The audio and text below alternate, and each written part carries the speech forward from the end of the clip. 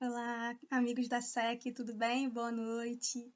Estou aqui hoje, para fazermos mais um momento de estudo, que seria o meu estudo hoje à noite lá na congregação, né? Já que não podemos estar reunidos fisicamente, estaremos aqui reunidos através da tecnologia e através dos nossos corações. Então, vamos fazer uma prece e depois a gente vai trabalhar o tema da noite de hoje, que é a parábola dos credores e devedores. Então, vamos fechar nossos olhos e agradecer a Deus por mais essa oportunidade de estarmos aqui reunidos em seu nome para aprender um pouco mais das lições que o grande Mestre Jesus nos ofereceu. Que o Senhor possa nos abençoar a todos, encarnados e desencarnados, para que possamos usufruir da melhor maneira possível dos apontamentos da noite de hoje. Que assim seja, graças a Deus. Então, amigos, eu vou ler para vocês a parábola do credor e do devedor.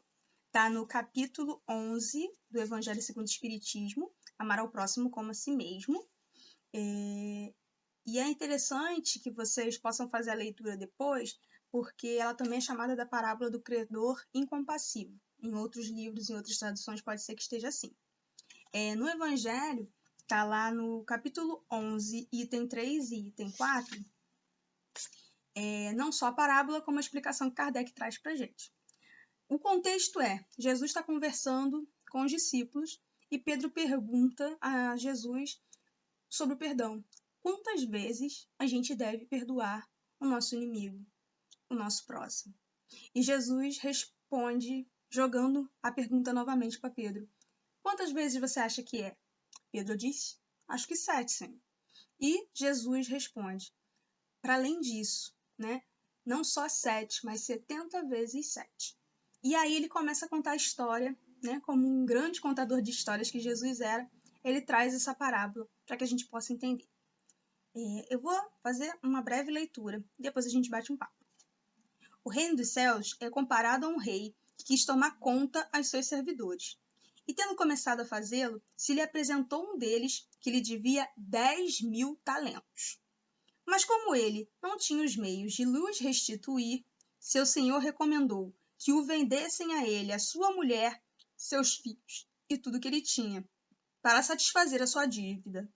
O servidor, lançando seus pés, suplicou-lhe, dizendo, Senhor, tende um pouco de paciência, e eu lhes restituirei o total. Então o senhor desse servidor, tocado de compaixão, o deixou ir e perdoou-lhe a dívida. Mas esse servidor, mal tendo saído, encontrando um de seus companheiros que lhe devia 100 dinheiros, tomou-o pela garganta, quase sufocando-o, e disse-lhe, restitui-me o que deves. E seu companheiro, lançando-se aos seus pés, suplicou-lhe, dizendo, tende um pouco de paciência e vos restituirei o total. Mas ele não quis escutá-lo, e se indo, fê-lo colocar na prisão, para nela o ter, até que lhe restituísse o que lhe devia. Os outros servidores, seus companheiros, vendo o que se passava, extremamente aflitos, foram informar seu senhor de tudo o que havia ocorrido. Então o senhor, fazendo-o vir, porque lhes disse, mau servidor, eu vos isentei de tudo o que me devias. Por que me pedistes isso? Não seria preciso, pois, que tivesses piedade do vosso companheiro, como tive piedade de vós? E o senhor, encolerizado, o entregou às mãos dos carrascos, até que pagasse tudo o que lhe devia. E é assim que meu Pai que está no céu vos tratará, se cada um não perdoar do fundo do coração a seu irmão as faltas que lhe tiverem cometido. Está no São Mateus, capítulo 18, versículos 23 a 35.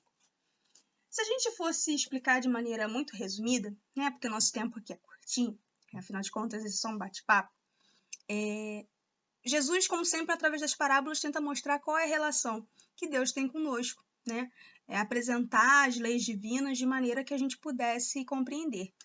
Ainda hoje, as parábolas elas são objetos de estudo, ainda são objetos de muito debate, E se a gente pegar essa parábola em qualquer outro momento, a gente vai com certeza tirar lições proveitosas, talvez até diferente do que a gente tem hoje. Se a gente for observar que reino é esse que Jesus apresenta, que esse Senhor é o grande rei dessas paragens, a gente pode dizer que ele está trazendo aí a imagem de Deus. Deus como esse Senhor que, vez ou outra, reúne os seus servidores para poder cobrar as dívidas. Que dívidas são essas, né? São os nossos atos, né? O que é que a gente tem construído espiritualmente? Vez ou outra, a gente tem que se encontrar com Deus e ter esse bate-papo e ver o quanto que a gente evoluiu, o quanto que a gente não evoluiu. Nesse caso, esse senhor se encontrou com esse servidor em específico e lhe cobrou 10.000 talentos, ou seja, 10.000 talentos naquela época era muito dinheiro, é como se fosse milhões hoje. Então você pensa, uma pessoa cheia de débitos, uma pessoa com um histórico de uma dívida enorme. E esse servo, ele se ajoelha aos pés desse senhor e pede perdão das suas dívidas, né? E aquele homem, aquele senhor, tocado de compaixão, ele perdoa essas dívidas, né? Então, se a gente fosse trazer para o reino de Deus,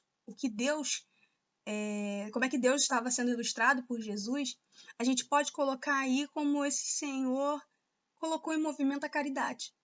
A caridade, né, se a gente for trazer aí como os espíritos trazem a definição de Jesus, né? O que é caridade segundo Jesus? Benevolência para com todos, indulgência para com faltas alheias e perdão das ofensas. Esse Senhor mostrou como se deveria praticar a caridade. E aí, ele agindo com caridade, agindo com esse sentimento de amor, porque a caridade nada mais é do que o amor em movimento, perdoa essa dívida. E aí, o que acontece? Esse homem sai e encontra com alguém que lhe deve. E ele não teve a mesma compaixão, não teve a mesma caridade. Ou seja, como colocam os espíritos no próprio evangelho, ele não fez com o outro o que fizeram com ele. Não passou à frente aquela lição que ele aprendeu.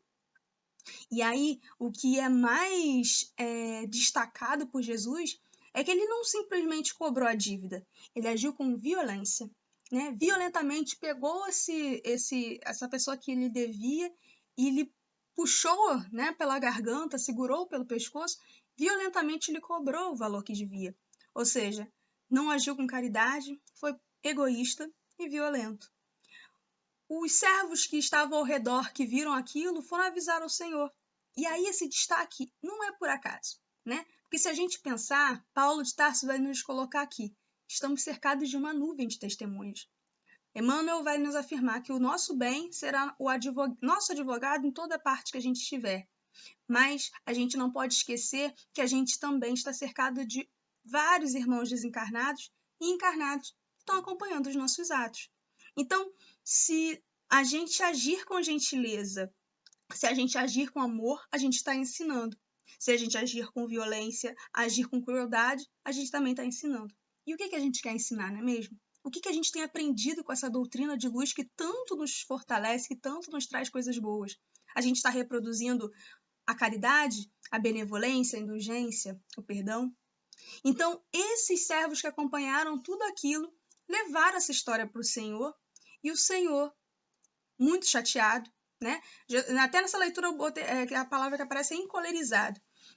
Mas a gente pode dizer que é muito chateado, né? Porque Deus é todo amor, Deus não tem raiva, Deus não tem os sentimentos que a gente tem. O que ele faz? Ele coloca esse homem na prisão que a gente pode pensar aí na prisão das nossas encarnações, em planetas como o nosso, né? De provas e expiações, planetas onde a gente ainda precisa das dores para poder caminhar, para poder se fortalecer, poder crescer, né? Entendendo aí a dor ainda como um grande fogo que vai burilar as nossas imperfeições.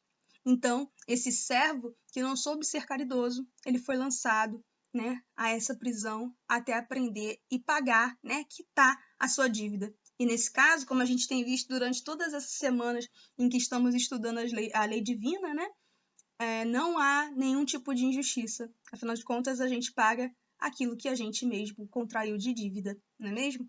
Deus é justo, Deus é bom e Deus é amor sempre. Então, se a gente pegar toda essa lição que Jesus trouxe para a gente pode dizer que essa parábola ela nos lembra do amor ao próximo como a gente mesmo, né? E isso só é colocado em prática através da caridade. A partir do momento que eu sou bondoso com os outros, em que eu sou indulgente com as faltas alheias, em que eu perdoo cada ofensa que me é deferida.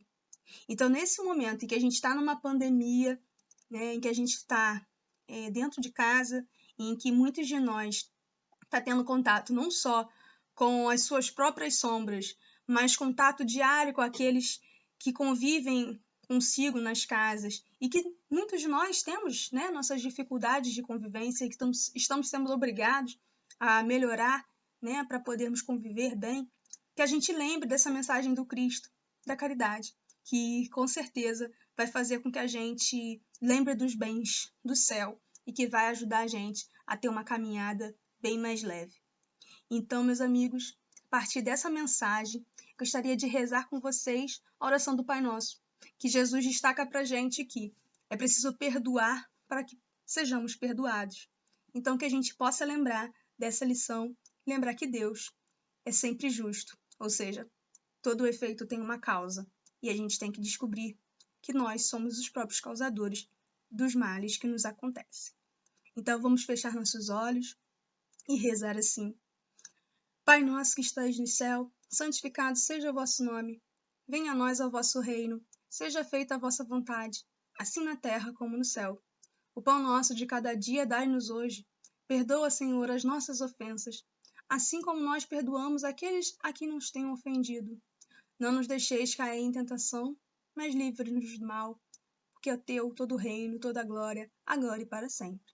Que assim seja, graças a Deus. Um beijo e a gente vai conversando, trocando aqui no bate-papo. Até breve, amigos. Tchau!